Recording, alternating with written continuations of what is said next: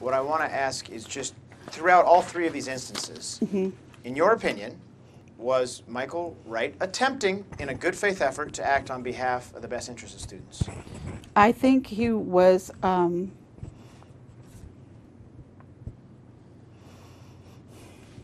I think he felt, with the knowledge that he came with the knowledge he had, that he felt like the step he was providing was appropriate.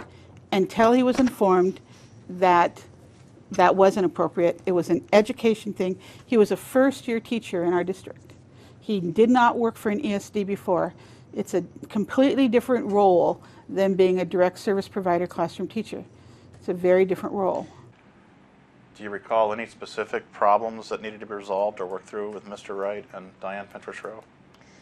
The things that I just talked about, I don't know if I would call those problems. I mean, it's typical, like I said, in a first-year teacher that things come up and you work through it and you provide guidance, and a probationary teacher wouldn't be expected to be perfect the first year. You would work through things.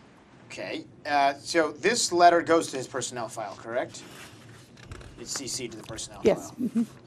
file. What's the point of putting letters in people's personnel file? In this case, as I said here, it was a follow-up to clarify the one unsatisfactory rating, so that I knew that I was retiring. I had already made that decision and turned in that paperwork. So I just wanted to make sure that the next person also realized that, you know, this is the clear understanding about what professionalism is, and that we discussed it, and that Michael had that understanding. Did you talk to Joan Steiner before you wrote this letter and put it in the personnel file? That would be my usual practice. Do you remember that conversation with her about this? I do not remember that conversation. And all I'm asking is, do you remember a specific instance where he didn't act in a professional manner? I referenced up here examples of, you know, ways to, where situations where, you know, looking at the context, we want to make sure that, you know, we're representing the ESD who represents the district. So there were, again, you know, I'm not saying that you were inappropriate or you were, you know, you did anything black cloudy here. I'm just saying that this is the expectation for all staff, that this is what all staff would do. I'm going to read you a second to last paragraph here. In a meeting with Ms. Fentress-Rowe, I was told that, quote, "We are an education service district. That means we serve districts," end quote. I objected to this and told her that I do not serve districts. I serve students. By doing my best to serve students, I fulfill my role as an ESD employee, and the districts are served as well. I won't change. This is what you got when you hired me. Do you remember reading? That's a pretty powerful paragraph. Do you remember reading that paragraph back in June of 2010? I don't. I want to hand you what's been marked as Exhibit 6 to the deposition of Jack Musser.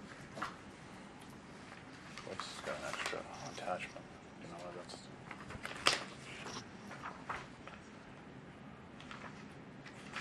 Can you tell me if you've ever seen this document before?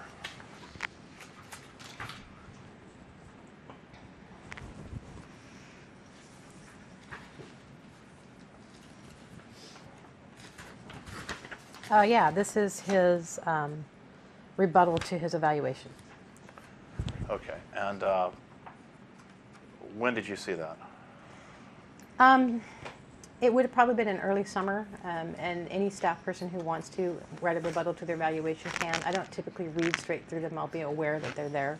I know I saw this and I scanned it, but I didn't read it, and it just went into his HR file. So as a supervisor, you don't look at what the employee's thinking versus what their direct supervisor's thinking and try to say, hey, is there something here or not? Not typically. So it's basically Mr. Wright is just writing that so it can go in a file somewhere. Mm-hmm. It doesn't matter to you whatsoever. Not really. Do you think you got past page 1 of the May 28, 2010 letter? Probably not. So maybe you can just tell me. Let me hand you the letter, and if to the best of your ability, can you just show me what you think you did? I I don't understand the question. Show me you what. what she thinks she did. Yeah, with regard to reading the letter. Can you just show me what how you did Probably it? just scanned it like this, and that would be about it.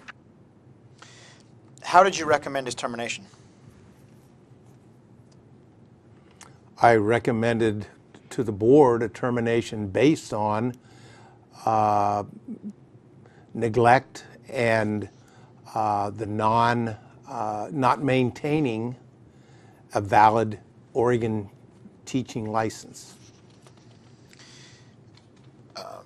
and neglect of duty. What did you think of Mr. Wright as a teacher? I didn't know him as a teacher. Did you do any reviews of his file to see what sort of a teacher he was? No, I did not. Did you attempt to communicate with any of the parents that he worked with of visually impaired children? No. Do you recall him having an increased workload in the spring of 2010? I do. And why was that? Because, and frankly, I've been sitting here trying to remember if if a teacher left, something happened, and so we were down a person, and we talked about it in the in the teacher of the vision impaired meeting, and I asked for people who could pick up which pieces of that. Michael raised his hand, and he said, I could take this many, and somebody else raised their hand and said, I could take this many, and we kind of distributed that caseload out amongst the people who were there.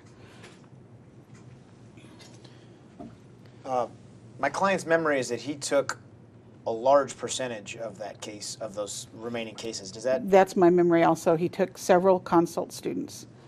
There, again, consult students require, this amount of time. Direct services students require this amount of time. So if somebody took one of the direct students, it might be an equivalent number of time, but maybe not equivalent number of bodies.